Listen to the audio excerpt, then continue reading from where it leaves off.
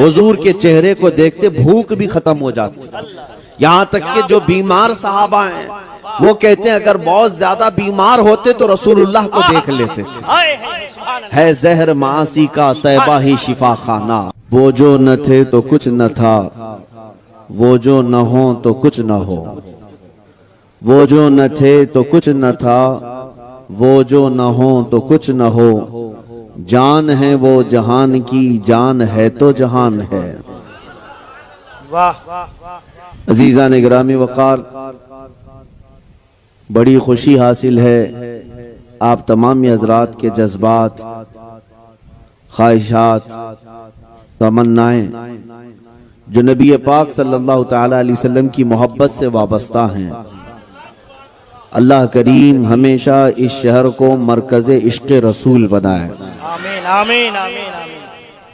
अल्लाह तुम्हारी नस्लों में क़यामत तक कोई गुस्ताख पैदा न फरमाए। जब तक जवानों में यह जज्बा बाकी रहेगा, हुजूर पाक सल्लल्लाहु तआला अलैहि वसल्लम के नामे पाक के लिए इंशाअल्लाहुल अज़ीज़ बड़ी सी बड़ी आंधी और तूफान तुम्हारा कुछ न बिगाड़ सकेंगे। बस इसी बात पर रहो कि अपने बच्चों को जायदाद और प्रॉपर्टी न दे सके तो कोई बात नहीं, लेकिन इश्क़ रसूल जरूर दे देना। सुभान अल्लाह सुभान अल्लाह। विरासत में अपने बच्चे को मोहब्बत रसूल जरूर देकर जाना। कल को अगर तुम्हारा बच्चा फकीर भी रहा, दुनिया अगर उससे पूछे कि तेरे बाप ने क्या कमाया था और तेरे लिए क्या छोड़ा, तो तुम्हारा बच्चा शर्म से सर न झुकाए बल्कि सर उठाकर कहे मेरा बाप मुझे इश्क़ रसूल देकर गया है, मुझे मेरा बाप विरासत में मोहब्बत रसूल देकर गया है। इस बात पर बच्चों को फख्र करना भी सिखाओ, इसलिए कि हमारे पास फख्र करने वाली अगर कोई चीज है तो मेरे मुस्तफ़ा की जात है। अजीज़ान गिरामी वक़ार, नबी पाक सल्लल्लाहु तआला अलैहि वसल्लम की निस्बत पर अगर फख्र ना करें तो फिर किस पर फख्र करें। हमारे पास अब बची कौन सी चीज है? नबी करीम सल्लल्लाहु तआला अलैहि वसल्लम की मोहब्बत, उनके नाम पर मर मिटने का जज्बा, यही दुनिया को आज भी खल रहा है। दुनिया इसी बात से परेशान भी है कि इन लोगों के पास सब कुछ खत्म हो गया, सब कुछ लुट गया, ये बहुत पीछे आ गए। इनसे हमारे से तो हुकूमत छीनी गई, हमारे से हर जगह की हुकूमतें, इक़्तिदार, तख्त सबसे छीना गया, हमसे छीना गया। हम 700 साल तक यहाँ पर बराजमान रहे, स्पेन में 700 साल तक रहे, दुनिया के 3 बड़े बर्रे आजम पर हमारी हुकूमत जारी रही, लेकिन उन सारे ममालिक से हुकूमत इस्लाम को खत्म करके इन कुफ़ार मुशरिकीन यहूद और नसारा ने हमें टुकड़ों में बांट दिया, फिरकों में बांट दिया। लेकिन उसके बावजूद आज दुनिया का सबसे पहला टारगेट भी हम ही हैं, जिसको 100 साल से ये लोग मार रहे हैं। हमारी इस जमात को पिछले 100 साल से मारा जा रहा है। फिलिस्तीन को तोड़ तोड़ करके रख दिया गया, शाम, इराक, यमन सब बर्बाद कर दिया गया, अफगान के टुकड़े टुकड़े हो गए। 100 साल से सुपर पावर ताकतें हमारे पीछे लगी हुई हैं, छोटी से लेकर बड़ी तक ताकतें। अगर दुश्मन अपना किसी को समझती हैं वो सिर्फ दाढ़ी वाले को, वो चाहे अमेरिका में हो, यूरोप में हो, इंग्लैंड में हो कि अफ्रीका में हो, मुसलमान निशाने पर है, सब जगह निशाने पर है। कभी आपने सोचा कि जो बिखरी हुई कौम है, टूटी हुई कौम है, हमारे पास कोई ढंग की हुकूमत नहीं, लेकिन फिर क्यों हम निशाने पर हैं? दुनिया आज हमसे खौफजदा क्यों है, परेशान क्यों है? मेरे अजीजों, वही बात है जिसको इकबाल ने कहा था, कुछ बात तो है कि मिटती नहीं हस्ती हमारी। क्या बात है, क्या बात है। कुछ बात तो है कि मिटती नहीं हस्ती हमारी, सदियों रहा है दुश्मन दौरे जमा हमारा, तौहीद की अमानत सीनों में है हमारे, इश्क़ रसूल की अमानत सीनों में है हमारे, आसान नहीं मिटाना नामो निशां हमारा। यूनान और मिस्र और रोमा सब मिट गए जहां से, बाकी मगर है अब तक नामो निशां हमारा। अजीज़ान गिरामी वक़ार, कोई चीज तुम्हारे पास आज भी जो बाकी है, जिससे दुनिया खौफ ज़दा है, परेशान है। वो चीज जो बाकी है तुम्हारे पास वो अपने नबी की मोहब्बत बाकी है, इश्क रसूल की दौलत बाकी है, और इसी दौलत की हिफाजत करते रहना मेरे अजीजों। ये जलसे, ये जुलूस, ये उलमा का आना जाना, ये इसीलिए लगा रहता है कि तुम्हारी ये मोहब्बत रसूल की अमानत बाकी रहे, अमानत बाकी रहे। वरना चोरों के आने जाने शुरू हो गए, मक्कार और लुटेरों का तुम्हारे यहाँ आना जाना अगर शुरू हो गया तो इश्क रसूल की दौलत भी जा सकती है, जो आखिरी दौलत तुम्हारे पास बची है। इसलिए मैं आपको ये बताना चाहूंगा कि हम हुजूर पाक सल्लल्लाहु ताला अलैहि वसल्लम के नाम पर इतना क्यों मर मिटते हैं? क्यों? इसलिए कि कुरान ने कहा है कि वो रसूल हमसे जान से ज्यादा करीब है। बेशक सुभान अल्लाह, हमसे जान से ज्यादा करीब है। अगर हम आज रब्बे जुल जलाल की इबादत के लिए फजर की अजान में उठ जाते हैं तो ये सदका है रसूलुल्लाह का। बेशक सुभान अल्लाह। आज अगर हमारे चेहरों पर रौनक है तो ये सदका है रसूलुल्लाह का। हम मुसलमान हैं तो किसकी बदौलत है? रसूल पाक सल्लल्लाहु अलैहि वसल्लम की बदौलत। इसीलिए सबसे पहले मैंने आला हजरत का ये शेर पढ़ा, वो जो न थे तो याद है आपको, वो जो न थे तो और वो जो न हो तो। अगर रसूल पाक नहीं तो फिर कुछ नहीं, ना हमारे वजूद में कुछ है, ना हमारे नाम में कुछ है। हमें जो कुछ भी मिला है वो मेरे मुस्तफा के कदमों से मिला है। बरेली के इमाम आला हजरत फाजिल बरेलवी रज़ियल्लाहु ताला अन्हु यूं अर्ज करते हैं बारगाह रसूल में, या रसूल अल्लाह खल्क के हाकिम हो तुम, रिस्क के कासिम हो तुम। खल्क के हाकिम हो तुम, रिस्क के कासिम हो तुम। जो मिला तुमसे मिला तुम पे करोड़ों।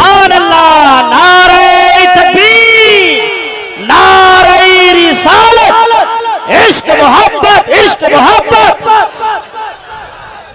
बरसों इबादत करके जो बंदा, हजारों साल इबादत करके, ये सब चीजें पूरा होने तक ना है बस। हाँ, यहाँ ये लेना बैंक नहीं है। बहरहाल मैं डिस्टर्ब ना हो जाए, एक बार दुरूद शरीफ पढ़ लें।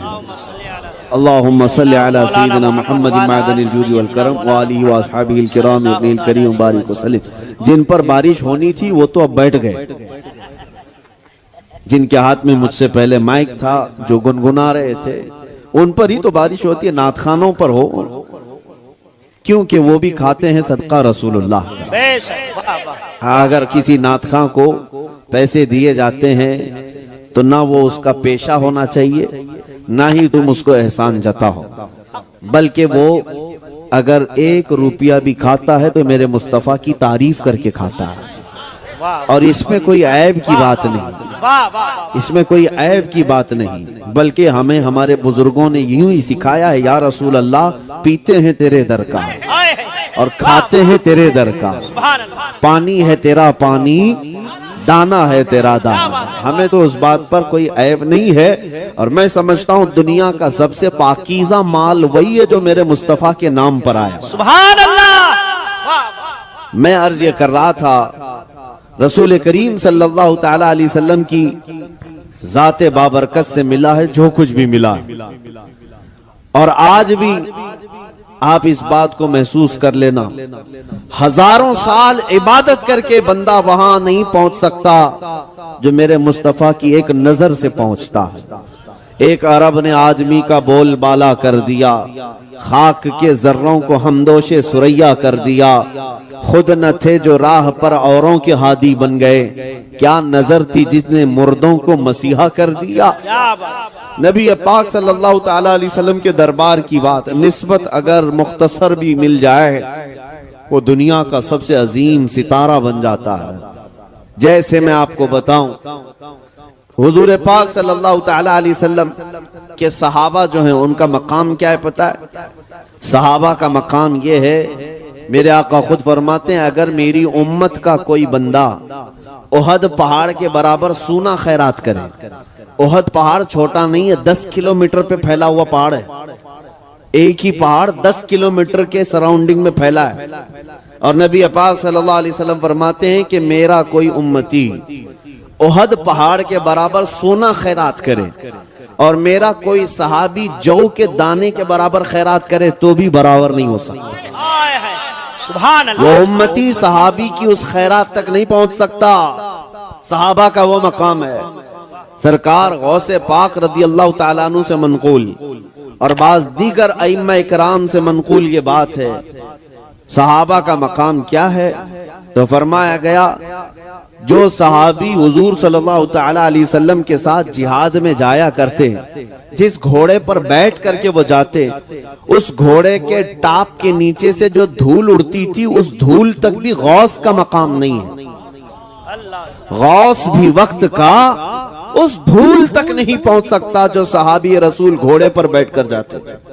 यह मकाम सहाबा का है। क्यों मिला सहाबा को ये मकाम? क्यों है? सिर्फ और सिर्फ सोहबत रसूल की क्या बुनियाद। बात है, क्या बात है। वो निस्बत रसूल है जो उन्हें दुनिया में सबसे मुमताज करती है, सबसे आला करती है। उम्मत का कोई गौस हो, कोई कुतुब हो, कोई किसी भी किस्म का बड़ा सा बड़ा फकीह हो, वो रसूल पाक के सहाबी के मकाम को नहीं पहुंच सकता। प्लस मैं आपको एक हैरत अंगेज बात बताऊं, हुजूर पाक सल्लल्लाहु ताला अलैहि वसल्लम मस्जिद नबवी शरीफ में बैठे, एक नौजवान था जो यहूदी था, माँ भी यहूदन बाप भी यहूदी, लड़का भी यहूदी, गुजर रहा था। हुजूर के जमाल पर नजर पड़ गई। नबी पाक सल्लल्लाहु ताला अलैहि वसल्लम के चेहरे पर नजर पड़ी, वो देखता का देखता रह गया। मेरे आका का हुस्न था ही ऐसा। मेरे आका सल्लल्लाहु अलैहि वसल्लम को सहाबा कहते हैं जो एक मर्तबा देखता वो पलकें झपकाना भूल जाता, वो हुजूर को यूं ही देखता रह जाता। बल्कि बाद सहाबा फरमाते हैं हमें भूख शिद्दत की लगती तो भी चेहरे मुस्तफा को देखते थे, हुजूर के चेहरे को देखते भूख भी खत्म हो जाती। यहाँ तक कि जो बीमार सहाबा हैं वो कहते हैं अगर बहुत ज्यादा बीमार होते तो रसूलुल्लाह को देख लेते थे। है जहर मासी का तैबा ही शिफा खाना। अजीजा ने गिरामी वकार, वो यहूदी नौजवान नबी पाक सल्लल्लाहु ताला अलैहि वसल्लम के चेहरे पाक को देखा तो देखता रह गया और दरवाजे के पास खड़ा रहा। चूंकि यहूदी था अंदर तो आया नहीं, खड़ा रहा। शाम हो गई और उसके बाद घर चला गया। आज एक दिन था, दूसरे दिन फिर उसने इरादा करके देखना शुरू किया, तीसरे दिन से तो उसका मामूल बन गया कि वो काम काज पे नहीं जाता, सीधे आकर मस्जिद के बाहर खड़ा होता और चेहरे रसूल को ताकता रहता था, सिर्फ टकटकी बांधकर देखता रहता था। किसी ने जाकर उसके माँ बाप को शिकायत कर दी कि तुम्हारा बेटा तो मोहम्मद का दीवाना हो गया, तुम यहूदी हो, तुम्हारा बेटा उनका दीवाना हो गया, मोहम्मद सल्लल्लाहु ताला अलैहि वसल्लम को ही देखता रहता है। माँ बाप को जब ये बात पता चली तो बेटे को डांटा डपटा और फिर जब वो नहीं माना तो मारा भी, बहुत उसको ज़ज्र तौबीख किया। और उसके बाद मेरे अजीजों ये इश्क़ रसूल की ये आदत है ही ऐसी जिसको आला हज़रत फरमाते हैं जान है इश्क़ मुस्तफ़ा, रोज फजू करे खुदा, जिसको हो दर्द का मजा नाज़े दवा उठाए क्यों, फिर के गली गली तबा ठोकरे सबकी खाई क्यों, दिल को जो अक्ल दे खुदा तेरी गली से जाए क्यों। नबी पाक सल्लल्लाहु ताला अलैहि वसल्लम को देखना वो छोड़ता नहीं था। माँ बाप को शिकायत की गई। एक दिन बाप यहूदी आया और देखा अपने बेटे को कि यहीं खड़ा रहता है, आकर के अपने बेटे को गिरफ्तार किया और घर ले गया और जंजीरों से बांध करके उसको कैद कर दिया। कहा आज के बाद ना तू घर से बाहर निकलेगा, ना मोहम्मद को देखेगा, ना मस्जिद के बाहर जाएगा, ना कहीं उनकी जियारत करेगा। और उसको जो ये सजा मिली ये सख्त तरीन सजा होती है। एक आशिक रसूल के लिए सबसे बड़ी सजा उसके रसूल से दूर कर देना, नबी पाक सल्लल्लाहु ताला अलैहि वसल्लम से दूर करना। आज दुनिया भी देखें हमें जो सबसे बड़ी सजा दे रही है वो क्या सजा दे रही है? हमारे बच्चों को मार करके नहीं, हमारी औरतों को नीलाम करके नहीं, बल्कि सबसे ज्यादा बड़ी सजा आज हमें जो दी जा रही है वो हमारे मुस्तफा की शान में तौहीन करके। क्योंकि हमें पता, उन्हें पता है ये मुसलमान अगर बिलकता है, तड़पता है तो किसी और बात पे नहीं, अपने नबी की बेइज्जती पर तड़पता है, अपने नबी के अपमान पर तड़पता है। दुनिया आज भी जानती है, इसीलिए मेरे नबी पाक को निशाना बना करके ये गुस्ताखियां करती है और हमें बार बार कलेजा जलाया जाता है।